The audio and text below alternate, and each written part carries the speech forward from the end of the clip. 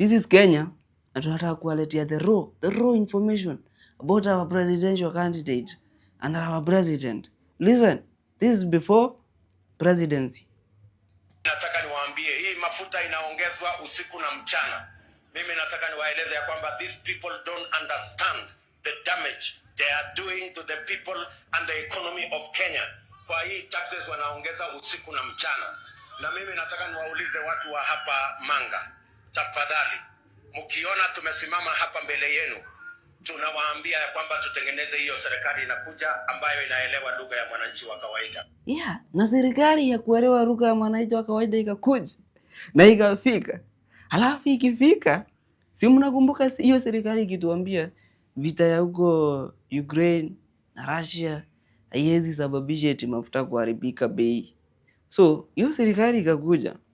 Halafu ndako usikie. Duniani hii iko na matatizo mengi. Iko na matatizo. Tulikuwa na shida kubwa pale nyuma. Mambo ya mafuta ilikuwa inatusumbua.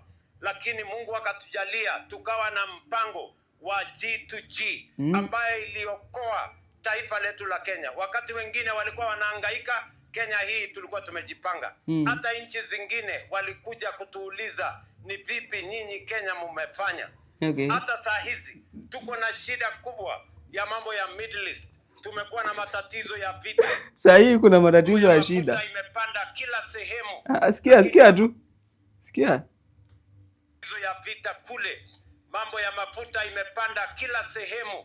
Lakini hapa Kenya tumepanga vizuri tuhakikishe ya kwamba ile bei ambayo ingeruka juu sana tuhakikishe ya kwamba tunaifanyia moderation. So 206 Kenya shillings ni moderated, like iko chini kabisa kwa Ruto, kwa mwananchi wa chini.